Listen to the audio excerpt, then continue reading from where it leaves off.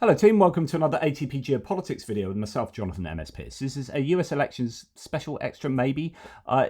Could also be seen as a bit of a question about truth, a bit of philosophy, a bit of general culture in what happens when people lie so overtly and obviously, but it becomes normalized and accepted. What does that do to our public discourse? What does it mean when we can just create false narratives and no one bats an eyelid? What does that do? What's the effect it has, and what does it say about the person that's doing that?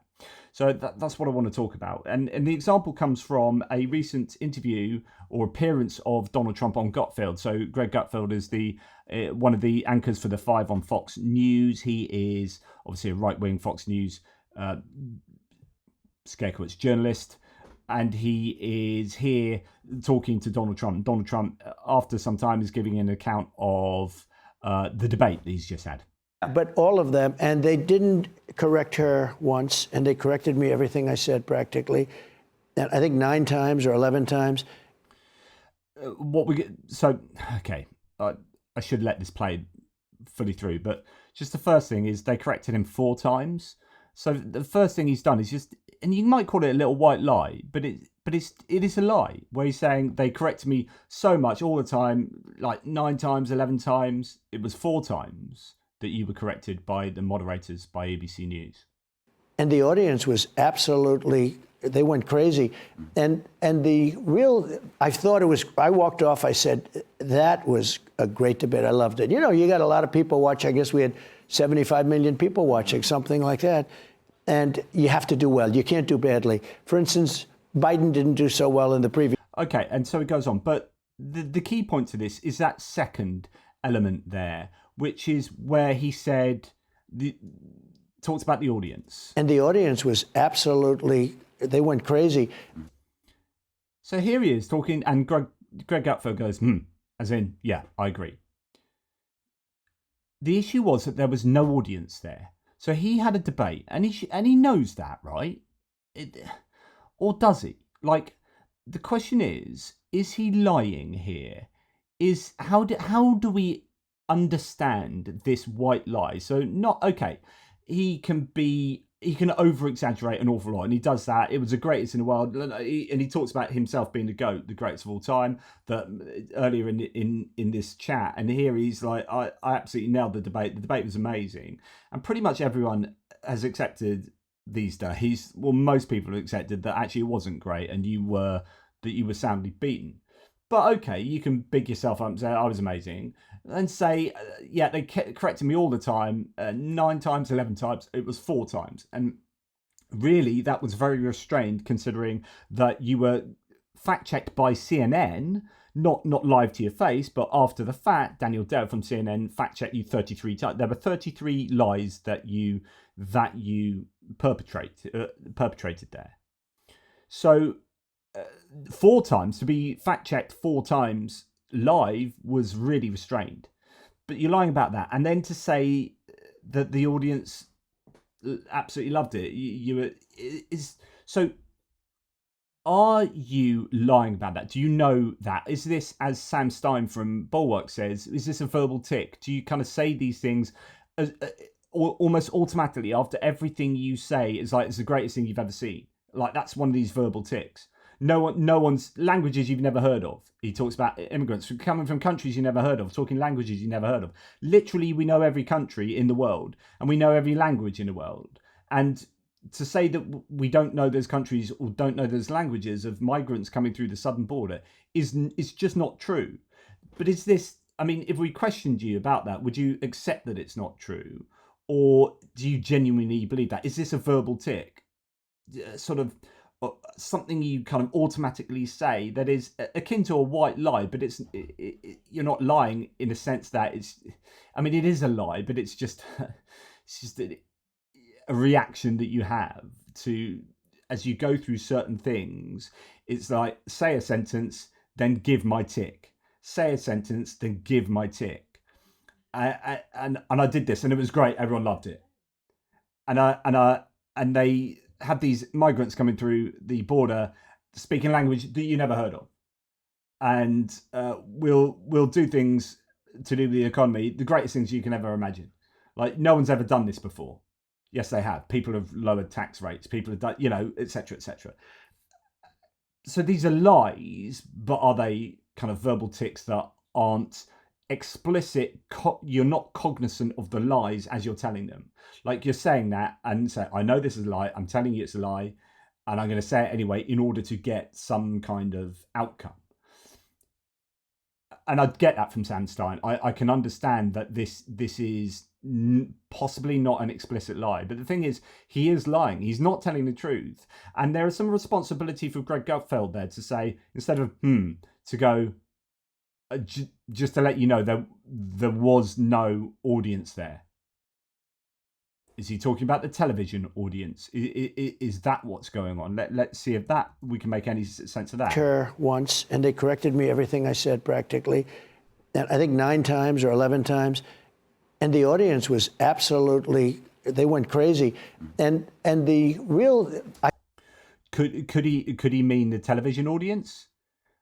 I don't think that's the natural reading of that.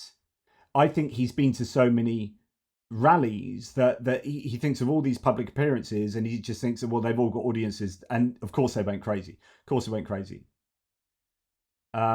So you get a lot of people reacting to this. Like, here's Pod Save America. We should note that, of course, there was no audience at the debate. Can you imagine? I don't love this whataboutism, but can you just imagine if Joe Biden? Yeah. There would be 700 news cycles about it. He imagined a debate audience. We're like, that's fine. He's just wacky Trump. He's not. His fucking brain is melting before our eyes. I think it's more like he lies so easily, right? And like the only thing that's going on in his brain is like, how can I talk about how wonderful I am and how great I am and how many people love me, right? People love me everywhere. There's audiences everywhere I go. There's crowds. They're screaming. People are. And I think there's a lot to this, especially when at the beginning of the Gutfeld, I was almost going to play you the whole lot there, but he talks about how he is the GOAT, the greatest of all time, how people say, I'm the greatest ever, no one's ever, et cetera, et cetera. Coming up to me, grown men, they're crying, Mr. Trump, you're wonderful, right? It's sort of that part of his brain that's just like, no matter what he's talking about, doesn't matter what actually happened. That's a really good point to say about people crying, and I think I cut it out of when I did my video yesterday or it came out early this morning, on how he was talking at the rally with Sarah Huckabee Sanders, and he was talking about this anecdote of he was asked how he was going to bring the cost of groceries down, and he basically said tariffs, really, but he was sort of said that. It was like, and he's given this anecdote of a farmer coming up to him, and he's like, and this farmer, he came to me and had tears in his eyes, and he's like, really, a farmer speaking to you about tariffs, and he had tears in his eyes? You're just thinking, that's another verbal tic. Like, and it's happened so many times where he recounts how people are talking to him. He goes, sir, he's talking about how these people, sir, and he speaks to me and he says, sir, and he's got tears in his eyes, and he's crying and he's speaking to me. I doubt that happened. Maybe it happened once, and now that's what he transposes on all of these instances of people talking to them, because and I've talked to you about this before with my son, who has similar characteristics to Trump. Who would have thought it? But he's got a condition which actually has a lot of crossovers to narcissistic personality disorder. So he has something called pathological demand avoidance, but there are loads of crossovers where he creates a narrative, because he can never be wrong and he has to be the best at everything. If he's ever falling short of that, this is my son, then he creates a narrative that he believes is a truth that explains the data. It's a kind of form of cognitive dissonance reduction, where kind of reality catches up with his core beliefs, and there's a difference there, and he has to, that disharmony of like evidence of me not being perfect and my core belief in me being perfect causes a disharmony. That cognitive dissonance, and cognitive dissonance reduction is, how do you reduce that dissonance? And what you do, what he does is he invents a narrative that explains away this, and then that appears to me as a father like he's lying, but when I push him on that, he fully believes that. And he's created this narrative that has taken the place of reality, and he is his reality. And trying to disabuse him of that is really difficult, because it's like, well, this has definitely happened. Like, how can you tell me that didn't happen? I experienced this. This is my son to me. And that's really challenging. And I think that is genuinely what Trump is experiencing here, where he creates a narrative quite often that he believes is true, or it comes so naturally. It's like Little White Lies, but it's the same kind of story in all these different contexts. Oh, the guy was crying and he said, "You're the greatest," and that almost certainly didn't happen. But does Trump believe it happened? Yes. So therefore, is he lying? He doesn't think he's lying. He's not knowingly lying, but he's creating a false narrative, and he's regurgitating that to you, and he does it all the time, to the point where he now believes he's genuinely amazing. And whenever he gives these speeches, the crowd absolutely loves him, and it can't be that people are leaving early. That can't be true. And it can't be that his crowds aren't full, because when he looks out there, there's all the bright lights and the crowds, and there's everyone is always telling him how wonderful he is, because he lives in this information bubble that is reinforcing those beliefs. And no one amongst these, no one on Fox News challenges him when he phones up. No one says, no, that's not true.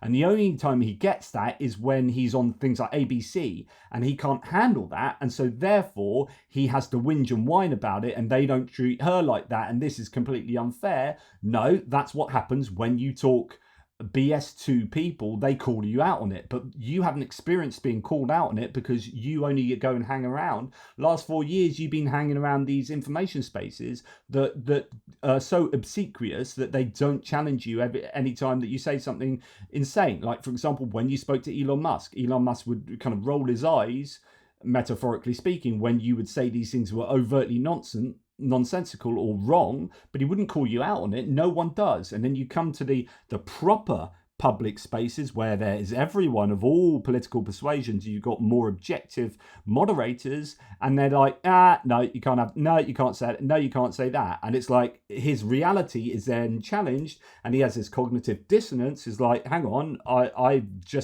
I'm led to believe by myself and all the people around me that I'm the GOAT, I'm the greatest of all time. Everyone loves me, and I say stuff, and they all think it's amazing. And now you're coming up against that, and there's that dissonance that results in him accusing. And this is what my child did when he used to play football. He couldn't end up playing team sports. He went and did ice skating, and even that he's unable to do, because the reality used to catch up with his beliefs, and that had happened on a football field. He's a brilliant footballer, but a better team would beat them, and he couldn't handle that. He's like, but I'm the greatest, my team's the greatest, and so therefore he just accused the other team of cheating the whole time, accused the ref of not reffing properly, and of course that was, he was unable to continue at the club because of, these are my twins. I've got two very different twins, but because he the narrative that he had built up about his life and his like perfection and his performance didn't meet reality, and when it didn't, and he couldn't handle that. But it wasn't that he wasn't playing well, or his team weren't as good as the other team. It was they were cheating and the referee was cheating. And honestly, I like the lessons I'm learning from my own child and applying them to Trump. It's so obvious that this is what is happening. Actually, now I come to think of it, I'm thinking out loud with you guys, is that Trump, you can't handle, that's a cognitive dissonance. And he's like, well, I'm amazing, I'm being called out, therefore it can't be that I'm not amazing, because that's my core belief. So it has to be that you guys are cheating, and that's what explains you trying to call me out. And she did a better in debate, did she? Well, no, it's because she had the questions up front. These are pretty obvious questions, mate. It's a debate. You're going to be asked about the economy, you're going to be asked about immigration, you're going to be asked, and there you have it. And so I think there's this mixture of never being called out by other people normally, and creating a false narrative that is a lie, but I think you probably genuinely believe it. But anyway, back to these guys. He just needs to talk about how the crowds loved him. Whatever he did, the crowds loved him, and then other people who are running against him and don't like him are treating him unfairly. That's it. When you have that in your mind, everything else is pretty easy to talk about. Well, I would just say that 70-year-old Trump could keep all the shameless lies together a little bit better. And at this age, it's just like he can't even figure it out. Also, what was he doing there with the Kamala Harris? A woman. Well, he's legitimately shocked. He got his ass kicked in a debate by a woman. Like, he's never going to get over that. So this is just another point from the interview. But I think that there is a lot to be said about this. But I worry that the more he gets away with that, so say on Gutfeld Bear on Fox News with just overtly lying about things, the more the more just people believe those lies because they're listening to him and they like him and they want to believe him, so they do believe him, and therefore, he sells a lot of people. He sells that lie to a lot of people quite easily, and Fox don't challenge, so it's vindicated. Therefore, it's confirmed, if you like, verified by the lack of fact checking from, say, Fox here. So therefore, it must be true. So he's convincing people with mistruths, and then the other idea is that people watch that and go, okay, that wasn't true, but it's not called out, and there's this normalization of lying, and so we are just unfortunately raising the floor of what's acceptable and how to conduct ourselves, both in what we say and what we do, that Trump is normalizing behavior and speech that is deeply troubling, and now it's acceptable to just white lie completely, and 20 years time in campaigns, presidential campaigns, is it going to be acceptable to just go out and just, you're all going to be billionaires, I'm going to make you all billionaires, and crimes just, last government, crimes just gone up 97%. And for some people, he's told us that 107% of the jobs have gone to immigrants, and you're like, it's not even physically possible what you're saying. It's not mathematically possible, but he's saying it, and he's not being called out on it by the. So I think in years to come we've almost got it now where you can just go out, overtly lie about anything, and there's no comeuppance, there's no comeback. This is a dangerous time that we live in. We are struggling enough with being manipulated by disinformation from other state actors. That is a targeted form of lying, and so on and so forth. And then we have this form of lying to add on to that, and it's difficult. We need to be working really hard to make sure that we have a solid grasp on reality, and we don't allow people to distort reality in really easy ways and sometimes frivolous ways. But you do that enough, and it is going to be much more difficult to discern a reality from these, to be able to extract reality from this whole landscape of disinformation and mistruth and half-truths. It's a deeply worrying time. So for him to say, crowd absolutely loved me or whatever, the audience was going crazy, assuming he's genuinely talking about the audience at the debate, then I don't know. Yeah, it worries me. I'd like to know what you guys think. Are we at a dangerous time in terms of the ability for politicians to lie to us, to our faces, and not be called out for it? Is this what is happening? We know that PolitiFact and others did that count of Trump lying during his 4-year tenure from 2016 to 2020, and there was 30,000 plus lies and mistruths then. Just a phenomenal amount. He is a proven liar, and it seems like 46% of the population are wanting to endorse a proven liar to rule as the most powerful leader in the world for another 4 years, and it blows my mind that is an acceptable way to comport oneself in such an important position. Just, yeah. that by voting for this guy, you are advocating outright lying. There's no integrity there. Like, even if he's not doing it explicitly, even if these are verbal tics and white lies, it's a blanket of lies that he smothers himself with, and that is just, it's just not cool to understate my opinion. Anyway, that's enough from me. Thank you for listening. Take care. Speak soon.